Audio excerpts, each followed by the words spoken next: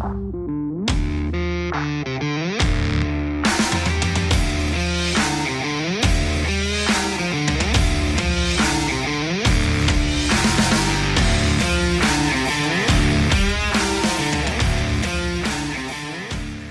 guys, it's Junior. Welcome back to my channel here at Horsepower Warehouse. I got some new stuff I want to show you guys today, but first and foremost, we're going to jump right into it with kind of a sad but not uncommon story. Behind me, you can see what we're leading into. I have made another acquisition, and this one, 1965 convertible, 365 horse, black interior, 4-speed side pipes. Beautiful car, right? This car has been over 3 years in the making, and it took the guy a significant amount of what it would cost a professional like me to do the complete restoration. He was buried deep into this car. This one doesn't have an engine in it right now. I'm about to show you guys and walk you around kind of the status of it, and explain to you why I think it's such a sad story. This guy absolutely, I mean, he poured his heart out into this restoration. When I do a car, the first thing when I get you on the phone, I'm gonna ask you, if you want advice about doing a restoration yourself, I'm gonna ask you, do you have a lift? Do you have a proper air compressor? Do you have all the tools? Do you have a shop that's big enough to accommodate a restoration? If you're geared up for success, then by all means, everything that I do here can be learned. There's nothing proprietary, there's no witchcraft. If you apply yourself to actually learning how to accomplish said goal, you can do 100% of what I'm doing here in this facility. But you need to kind of equip yourself for success. You're going to struggle if you don't have a lift, if you don't have the proper tools, so on and so forth. You can save all the money and the cost of restoration by buying all that stuff. I mean, you can buy a lift and a nice compressor and a whole bunch of tools for what it'll cost you to pay someone like me to do it. But then you have all the time involved in actually doing the restoration. So you have to make that decision yourself. That's why a lot of guys are like, you know, I don't have the 2 years or whatever it's going to take me personally to accomplish this. This guy dove into it. He did a terrific job, but after 3 years, he was in over his head, he was over budget, and you know, his heart was out of it. It sucks to do something as awesome as this, but by the time you're done, you have a bad taste in your mouth. You can't even enjoy the car.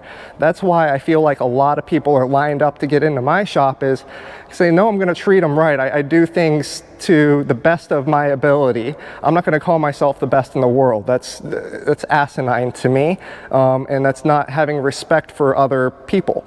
Like I said, anything I do here can be learned. I just try to do the best that's available, and I make that available to my customers.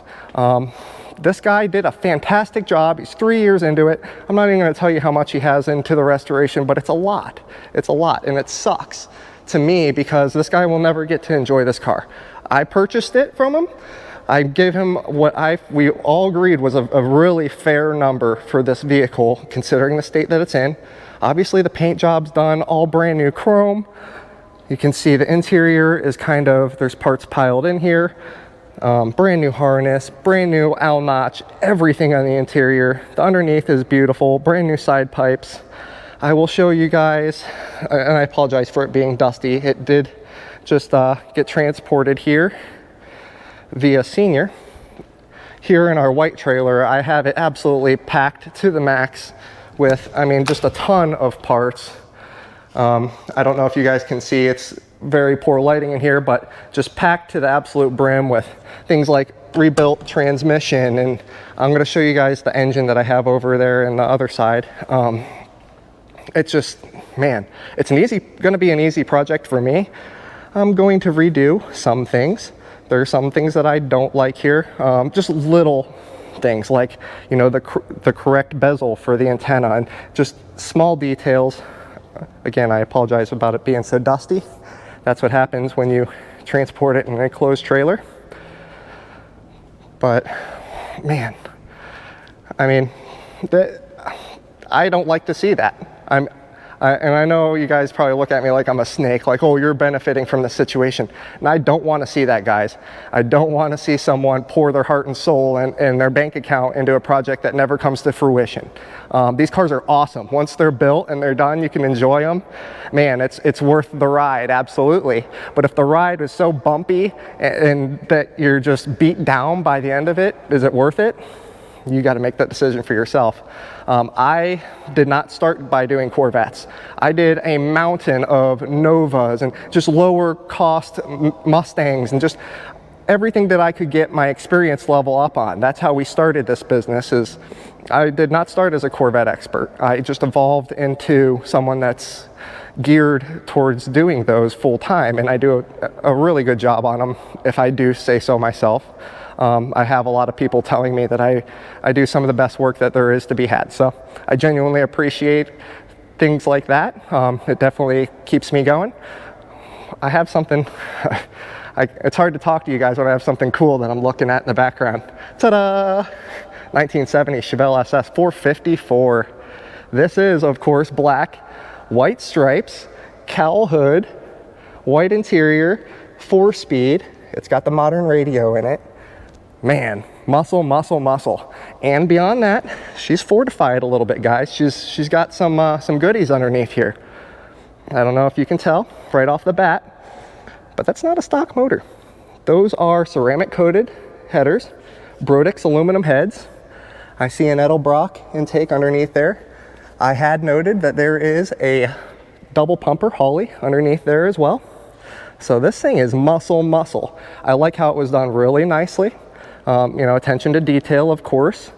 Even like ARP stainless fasteners, and you know, they did a real good job on the motor. You can skimp out, or you can go middle of the line, or you can go top of the line when you spec out components. They went towards the top end of things here. I mean, I'm talking about AN fittings with stainless lines, and like I mentioned, ARP fasteners for the heads, and they did a really good job here. So I can appreciate that no one skimped out. They made a really cool, I mean, this is something you pop the hood, it doesn't look offensive, like, oh wow, it's a hopped up drag car, you know, but and this thing, it's awesome. It's awesome. I wish I could take you guys for a ride. Unfortunately, I got to keep my videos short. If enough of you guys keep subscribing, liking, and hitting the bell notification, I absolutely have plans to get someone to hold this camera for me so we can go for a ride and I can actually drive and not, you know, manipulate this thing. Let's go back into the shop here, work our way through. You can see the big old Ford is getting ready to head off the auction. Indianapolis, I believe. No, well, actually, no, that one's not heading to Indy. That one's here in Florida. Making our way through. You can see the Marlboro car is, looking quite nice. Quite nice, if I may say so myself. Yes, very good. Yes, I like it. It needs detailed, of course, guys. I don't know if you can tell with the camera. Again, it's dusty, but it's ready to get detailed and photographed. So yeah, super cool. Secret, can't talk about that one. 78, interior has been completely gutted out. We have the new carpet kit here. While I have the seats out, I am going to flip them upside down, clean and lubricate the tracks. When I do a carpet kit, I mean, we have to have the center console out anyhow, right? So I might as well clean and lubricate the emergency brake, clean and lubricate all of the terminals here, all of the shifter mechanism. I mean, the window switches, I just try to do my best to do a thorough job. A lot of people just slam a carpet kit in here because it'll look good and then sell the car. That's not what we're trying to do here. I'm trying to, if I have it apart, I'm gonna service it. That's just how I approach everything here. No one requested of me to do this. I just do it. Let's check this thing out.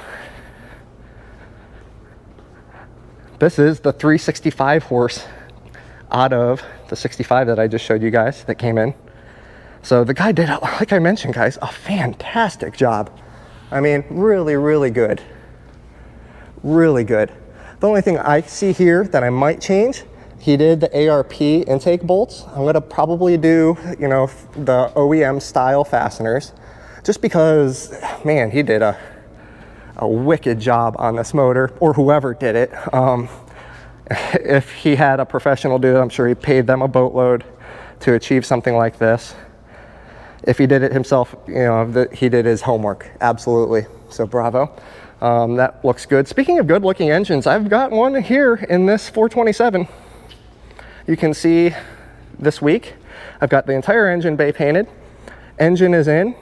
You can see peeking back there is the correct aluminum GM bell housing. I did not overspray it, as is correct, because I don't like doing that. I think it looks bad. I want it to look nice and crisp and brand new. Look at all the brand new fasteners. Look at how nice this motor looks.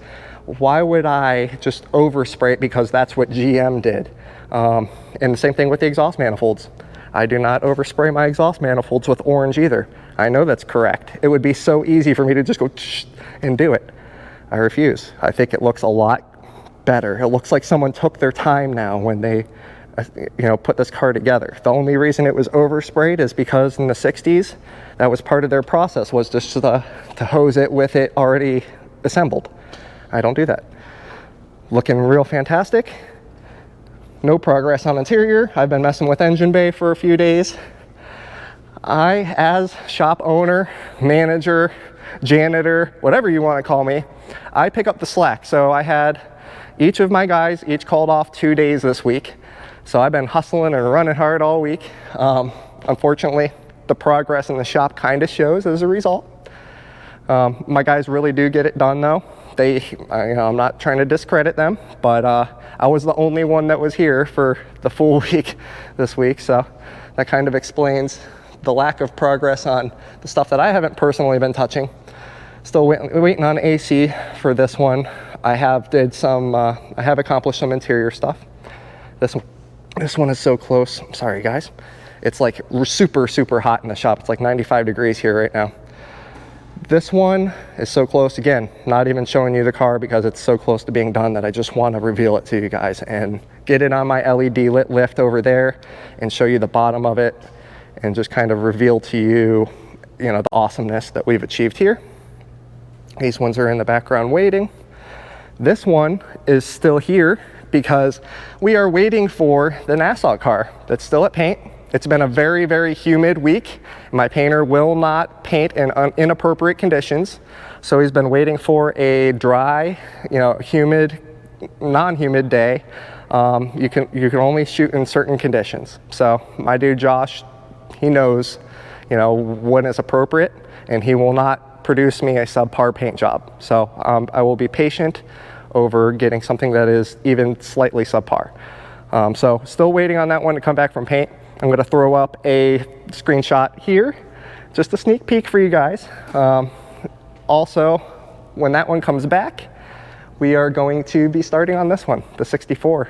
So this one, of course, if you guys remember, 64, 365 horse. This one was born silver, black interior, black top. Yeah, we're going to be doing side pipes.